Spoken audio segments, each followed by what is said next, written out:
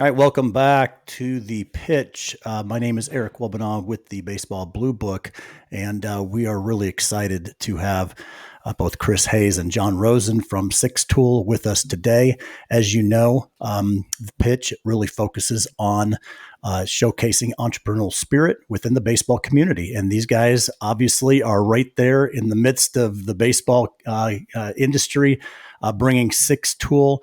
Pretty cool platform. It's really and I'll let them really talk about it. But just so everybody knows, each episode is featuring industry leaders, innovators, and trailblazers who are making a difference in the world of baseball and beyond.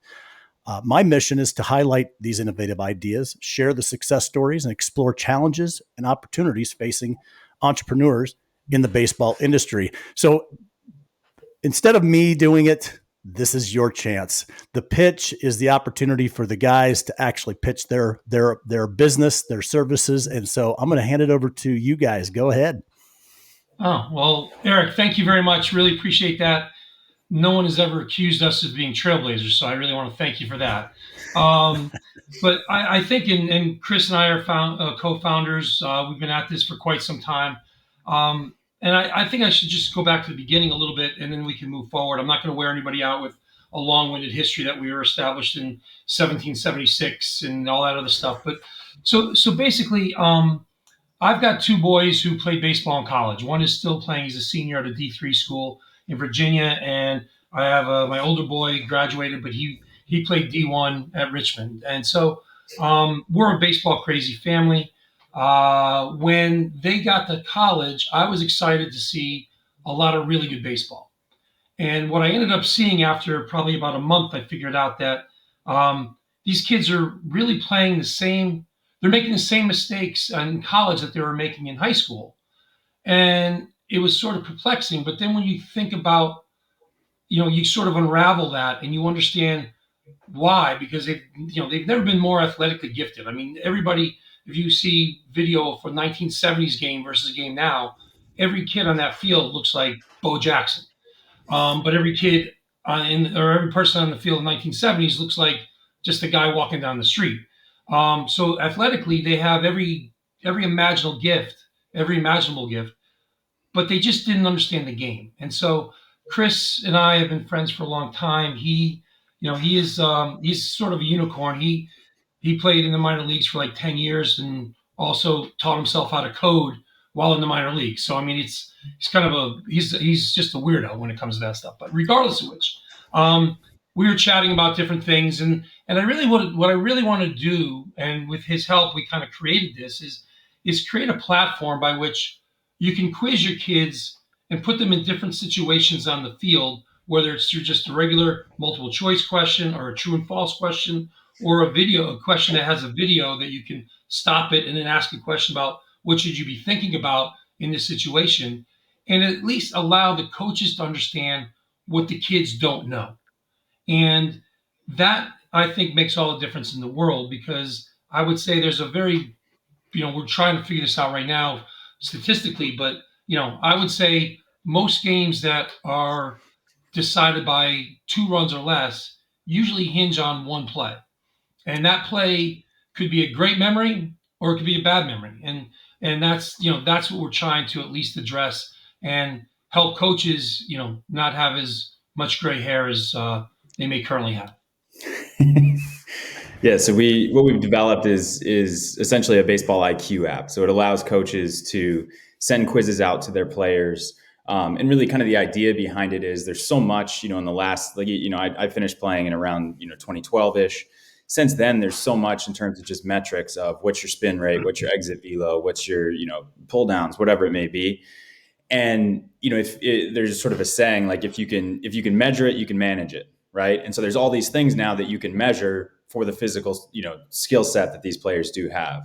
And so we wanted to develop something that allows coaches and players, as they're, growing and wanting to learn the game, to be able to measure how well do you understand the game of baseball. Right. I think everybody probably agrees that, 15 years ago, people would watch baseball games for 3 hours. Now, for the most part, you're seeing 3 or 4 clips of, Ohtani going off the scoreboard and Duran throwing 176, right? and then that's it. Then you go, and then you see the highlights of, some other sport, right?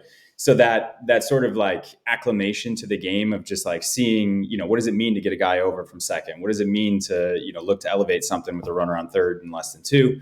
Those types of things, I think players, you just sort of experience that less and less. And it's not, there's no fault in it. It's sort of the reality of it. So we wanted to build this platform that would allow coaches and players to be able to measure sort of how well do I understand these intricacies of the game. And ultimately we hope that then it sort of like raises the level of that understanding. It's crazy to think that there's a business model for this, and it's absolutely necessary. You guys bring up a lot of really good points. We grew up all playing and really self-managing, self-umpiring, learning the game, understanding the game, and everyone on the field understood all the intricacies of the game because we played it.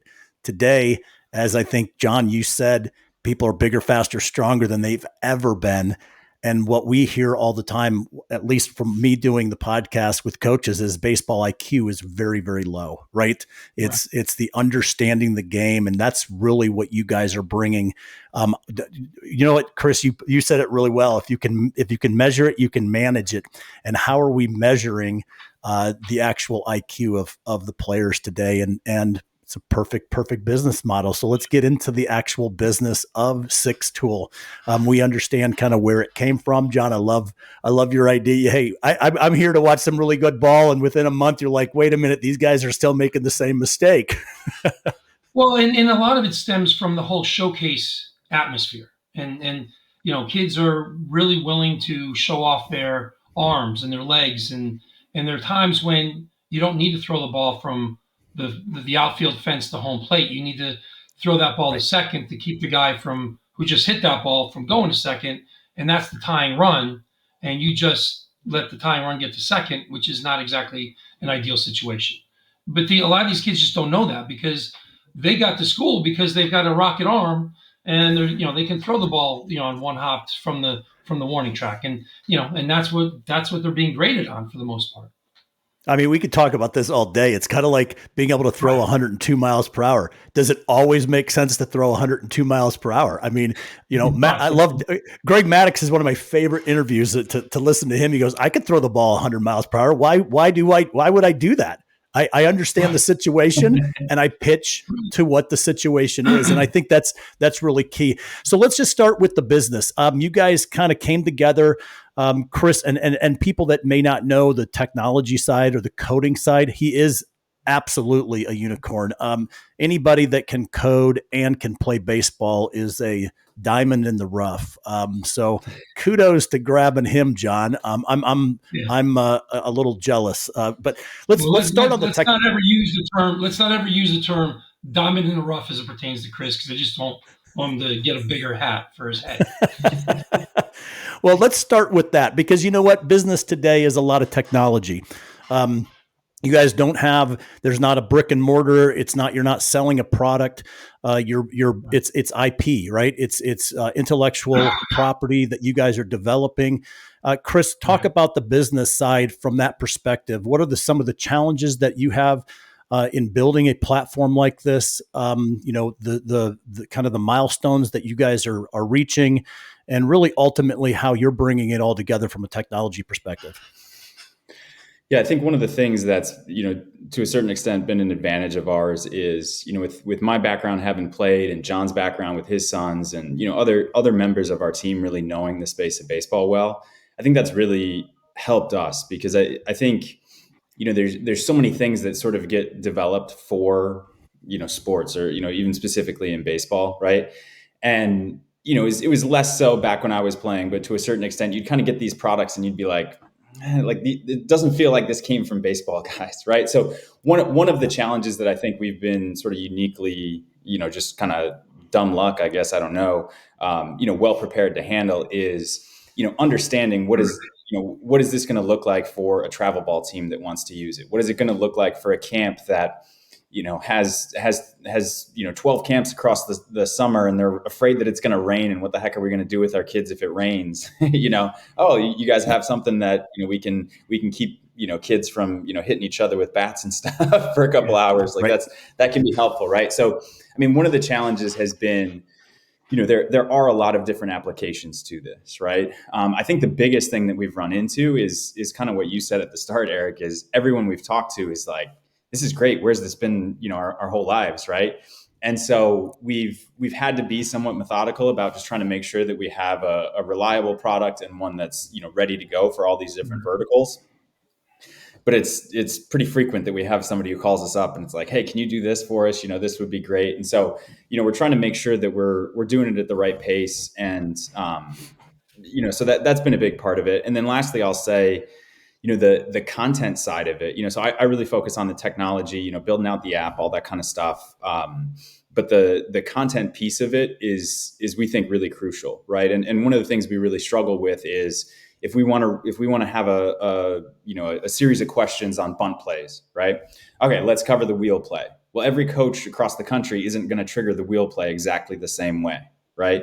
So how do we have content that's going to be applicable to every coach, right? If we say like, oh, let's only have questions that every coach in America is going to rubber stamp, we're just not going to have enough questions, right? So we spend a lot of time working on making it so coaches can tweak the questions. They can see our questions. Oh, cool. Yeah, let's talk about the bunt play, but we're going to trigger it off, a glove drop or whatever it may be.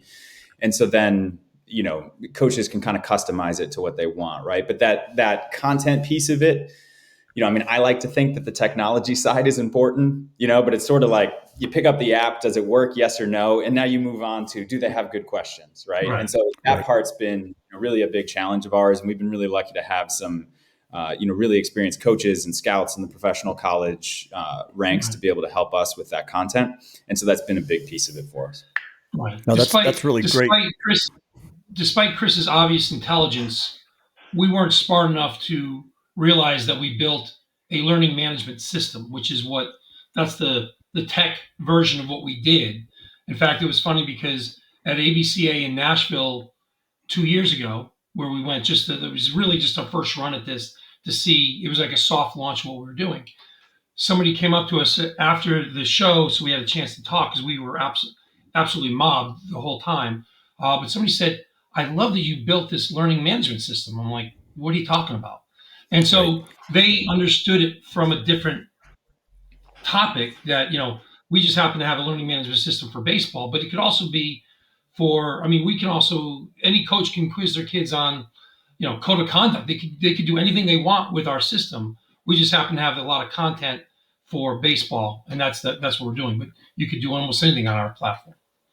No, I think the learning management system is really it's a perfect way of kind of describing what you guys are doing. And it's probably those smart coaches, right? The ones that do have their masters in education, different things, and they understand, and they're bringing over that side, of the education perspective over into the coaching, and really having a system for that. I think that's really key. Now, Chris, you talked about, hey, making sure it works. It really has to do with the content.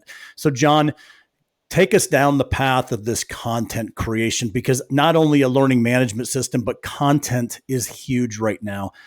Yes. People are always trying to figure out, how do I monetize content? I can go to YouTube and I can watch 1,000 videos on bunt drills. What makes the Six tool and the content that you bring into that? What brings the value to the end user from that perspective? So the value, and Chris, feel free to hop in if you think I've missed something, but I think the biggest value that we provide is that it's a closed system for a team. So you as the coach, yes, everybody can watch a video on bunting, but you don't know to what extent all 15 kids on your team understood that. And so by creating a quiz, and it doesn't have to be like, some really intense quiz that, it's not like, it doesn't have to be like an SAT question or anything like that. It can be just like, hey, what's the best way to do this or that or whatever.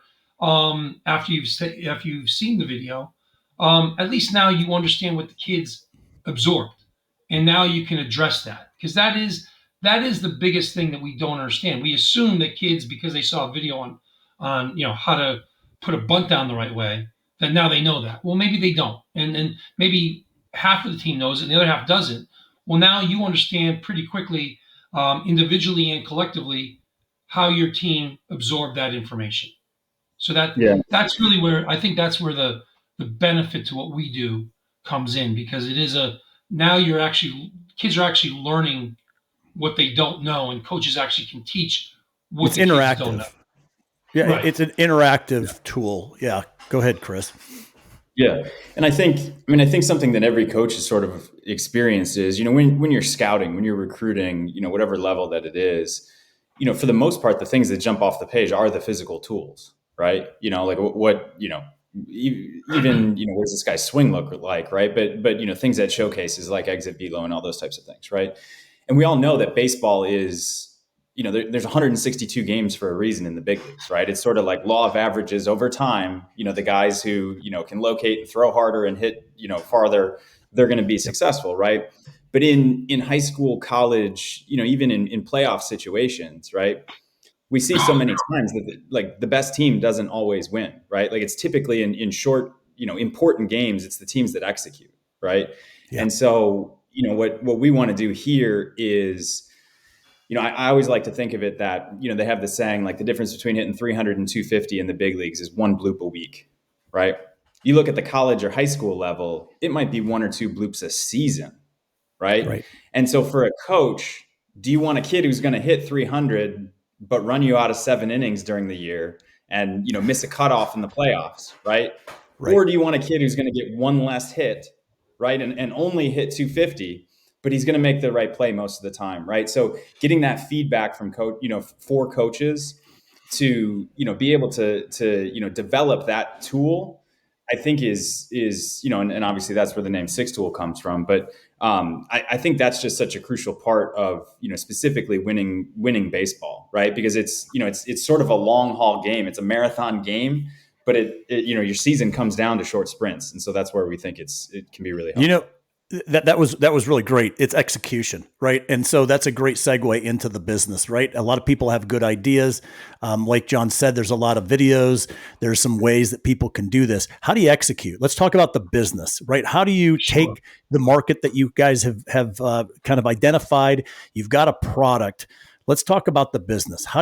What are you guys doing to expand? I laugh because in today's world, scalability isn't necessarily the big challenge anymore. Although technology, Chris, scalability has everything to do with the back end, but it's really built in. Right. You guys can scale.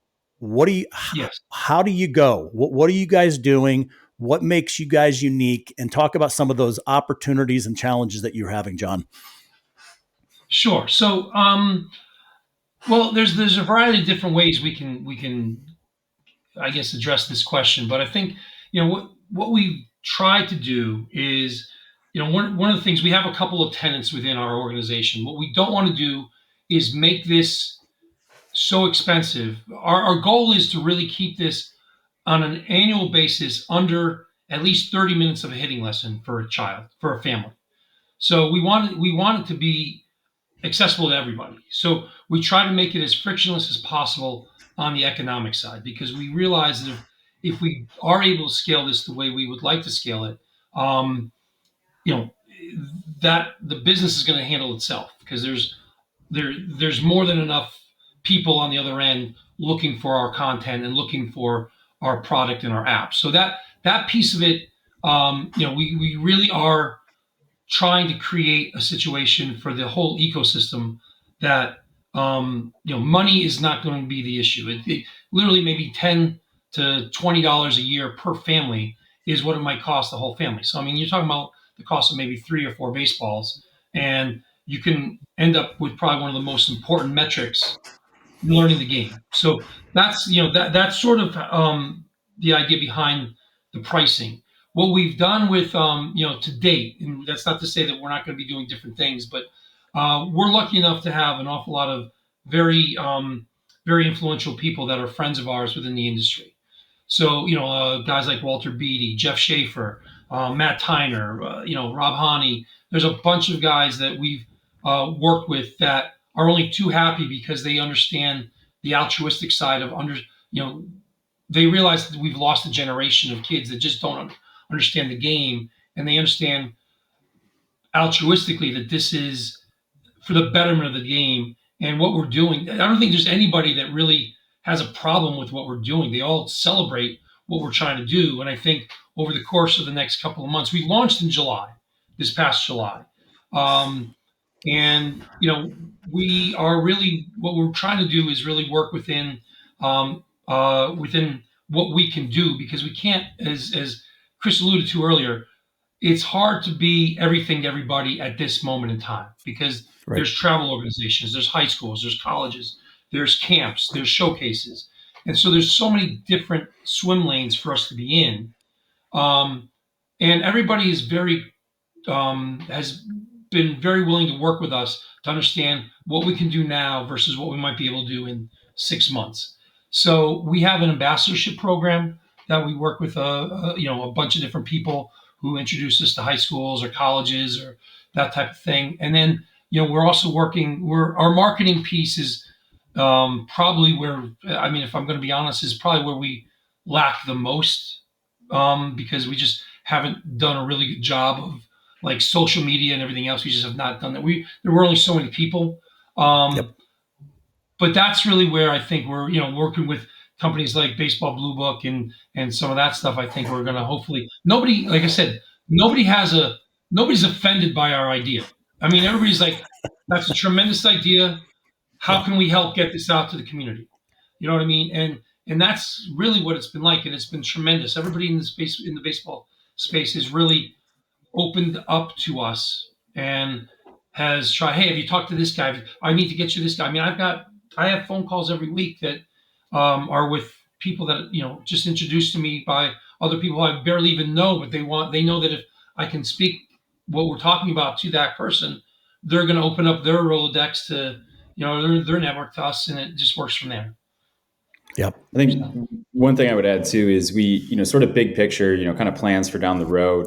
All the time we get, moms, dads reaching out to us. Hey, do you have this, that I can just have my kid get on and get that, get Six Tools content. Right. And we're in the process with that. We haven't launched it yet, but it will be coming soon. But for us, it was sort of an intentional thought process to first go to the coaches and make this something that's available for teams, right? Because we really wanted to understand from a coach's perspective, what are the things that you want to see that your players know? We wanted to make sure that this was something that coaches were going to value and do that, right? So the market for it, obviously is a little bit more confined if you're looking specifically at the teams. But from a business side, we really wanted to make sure that we kind of like crawl, walk, run, in that order. And so we've been intentional about making sure that this is a product that, again, coaches are going to value and, kind of use it as something that helps inform them, where their players are. And then from there, we're able to, kind of move on to that individual side. So those, from a business perspective, those are things, and we've made a ton of mistakes. Like we've made lots of dumb decisions and that kind of stuff, but we're still kicking. And thankfully we've got, as John said, a lot of people that have just been really supportive in the process, and we're really grateful for that. Right. We're also creating a curriculum as well. So we're working with a bunch of little leagues right now where every kid in the little league signs up, gets the app on their phone, and we provide maybe 2 quizzes a week. And those quizzes, the results of those quizzes get sent to each coach. So maybe there's a question on the infield fly rule, and maybe 70% of one team got that wrong. Well, at least the coach now understands that. He'll get an email saying, "Hey, your team doesn't understand the infield fly rule. 70% of the team got that wrong," and then they're able to work on that in practice the next day or over the week. But so that's the other thing that we're working on as well, is a curriculum that takes you basically from the small field to the big field. And little leagues right now are a very big item for us, because we really want to try to get kids off on the right foot with regard to baseball. I think that, and I appreciate you guys really opening up and talking about this business. The challenges, as I see, I mean, even in my business, is the perceived need and then the real need. Right? We see it. Do the kids see it? And the real challenge is, kids have been spoon fed for the last 20 years, and they haven't had to know a lot of the things that are now showing up as a detriment to the game. I mean, even in the game, you watch it today, and it's like watching a bunch of kids playing baseball for the first time. I mean, it really is. And I think, John, you said it is, just because you can throw that ball that far doesn't mean you should be throwing it to home. My favorite story is there was one of my favorite players, Jose Guillen for the Pirates, had a rocket arm from right field. I swear every time he threw it, it ended up in the behind the dugout of the third base line. And I just like, oh my God. So anyway, I appreciate what you guys are doing. The real challenge, and as we wrap up, guys, the last question I want you guys to think about as I do my little dialogue here is really, I want you to think about the biggest challenges coming forward and then some of the emerging trends and opportunities you see that are going to help you overcome those. But I think what I love about Six Tool, and again, I kind of give this with all the people that I have, there is a need. And the real challenge is going to have for the kids to understand what that need is. Just like when they started doing Rapsodo and the blast motion, they didn't do it until they realized that was going to help them get to that next level. And I think really that's the real challenge of us as in the business world of baseball, from coaches, parents, and us leaders, is to help these kids understand there is a need for this and it will help you get to that next level. That's got to be our number one goal of helping these players. So go ahead with that, John. And Chris, feel free to piggyback on what I'm about to say. But I think, the biggest challenge we run into is, and it's not apathy. I think it's coaches that sign up for this because it's almost like a self-help book. You sign up for it and all of a sudden you feel so much better walking out of Barnes and Nobles with a book, but it sits on your shelf. And so what we've done is, and this is largely thanks to Chris and some of our other technical people within our company, is create quizzes that are really literally 4 clicks. You pick a topic, you pick how many questions, whether it's 5 or 9, and you basically send it off to the, whether it's hitters, whether it's the whole team, whether it's just pitchers, whatever the topic is, and whoever is germane to, you send it off to them, and the coach doesn't have to sift through thousands of questions, because we have thousands of questions, or create his or her own questions to do that as well. They can literally just, it doesn't take a lot of effort for a coach to get value from his team and use Six Tool. And that's I think what, Chris, you may have a different answer to that, but you can certainly expound on anything you want.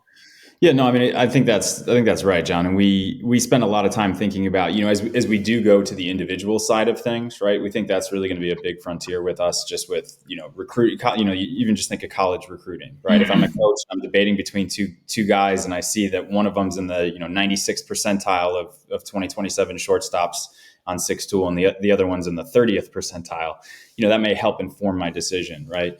But, with that, I hate to say it, but as addictive as smartphones are, like that's why we developed Six Tool, to be on the phone for players, right? For the players, they get on their phone, they can do it. It's quick and easy.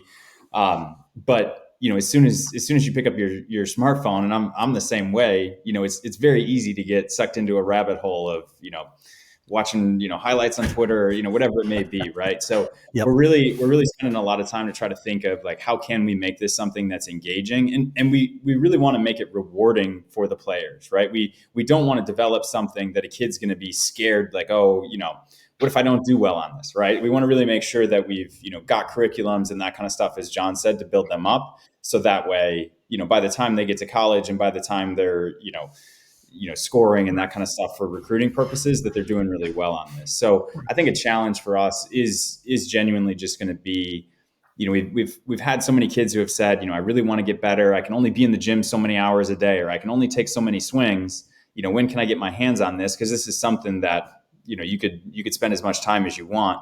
So that's been fantastic feedback, but it's a matter of making it something that the kids are gonna want to do and see the value in. So that's why we've really focused on getting coaches buy-in early on.